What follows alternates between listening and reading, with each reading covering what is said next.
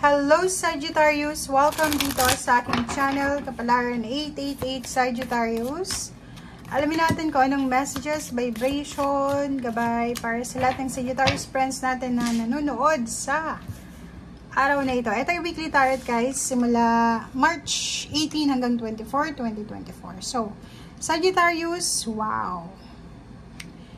Nakikita ko sa'yo dito na this week ay sobrang burning, parang ano to, fire sign energy siya na siguro magkikita kayo ng karelasyon mo, 'di ba? Magkikita kayo ng pamilya mo, magkikita kayo ng karelasyon, yung fiery, sobrang fiery. If may asawa ka, alam niyo na to, 'di ba? So this week is pwedeng relationship issue siya, na yung mga mag-asawang nasa long distance relationship pwedeng mag-meet up, magkita, diba, magkasama. So, excited ka, masaya, punong-puno ng ligaya, contentment, pleasure, or kano pa man.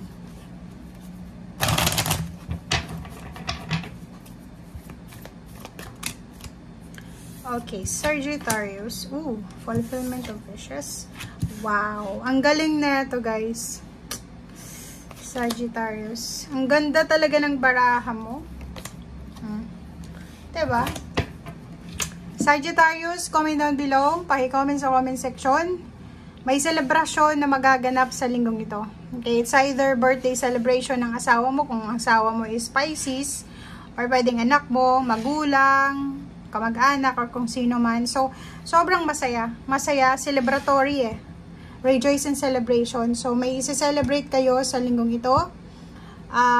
It's either isa sa mga wini-wish mo na celebration dito is yung may kasal ka, makatanggap ka ng tulong pinansyal, wini-wish mo na manalo ka sa loto, parang ganon, or wini-wish mo na matanggap ka sa trabaho, tumaas yung sweldo mo, magkita na kayo ng karelasyon mo, or makapagpatayo ka ng bahay, magkaroon ng anak.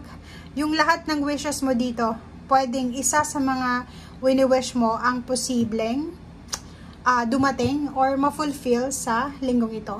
Merong positive movement forward. Nakikita natin dito yung travel. So, comment down below if from Monday kasi siya eh. So, ano ta? March 18 hanggang 24. So, kung nasa travel ka or magta-travel ka, mag-comment ka sa comment section. Magta-travel ka para makasama yung karelasyon mo, or yung karelasyon mo yung magta-travel para makasama ka or pamilya mo. Merong celebration, family celebration, kasama yung anak. Mayroon kang mga minamanifest dito. Di ba, yung mga ritual kang ginagawa, pinagpipray, na posibleng matupad siya sa linggong ito. Wow! Congratulations, guys! Sobra-sobra yung saya mo dito.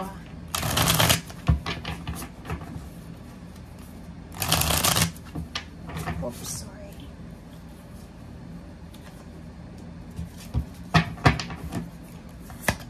Okay, may parating na pera, may parating na offer ng trabaho, may parating na balita, magandang balita tungkol sa pananalapi, may mag-share ng tulong sa'yo, may magbibigay regalo, or ikaw yung pwedeng magbigay regalo.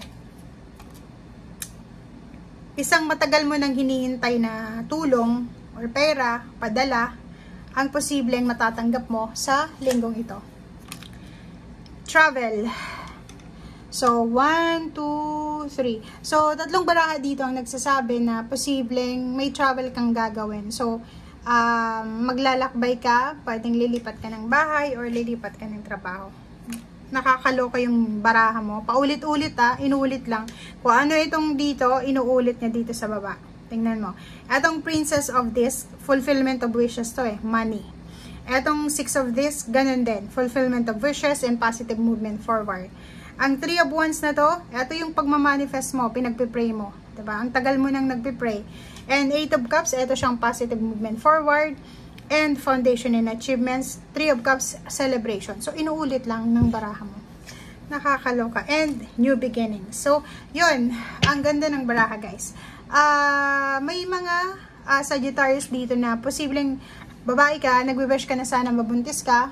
Isa yun sa mga pinagpipray mo na posibleng mangyari. And this week, yun na nga, magsiselebrate ka kasi natupad yung kung ano man ang gusto mo. Pera, bagong trabaho, bagong pagkakakitaan, it's either negosyo, it's either pangingibang bansa, paglilipat ng bahay, ano pa ba yung mga wini-wish mo? Ikaw lang yung makakasagot dito, 'di ba? Relationship, pwedeng nagwi-wish ka na makapag-asawa ng ibang lahi or makapunta sa ibang lugar, sa ibang bansa, pwede yun. Pera, 'di ba? Yung may mga mag-share sa'yo ng tulong, or kung ano man to, na usaping pera na matagal man ang hinihintay. May hawak kang pera, may mahahawakan kang pera sa linggong ito. So, kung halimbawa may mahawakan kang pera, kasi 7 na buwan siya, wag mong gagastusin lahat-lahat yung perang yon. Okay? So, if ever man makatanggap ka ng regalo, or may nag-loan ka sa bangko, so pwedeng may pera kang hawak talaga dito. Kasi itong Queen of Discs, hawak yung pera. So, yun. Wag mong gagastusin daw wag mong uubusin.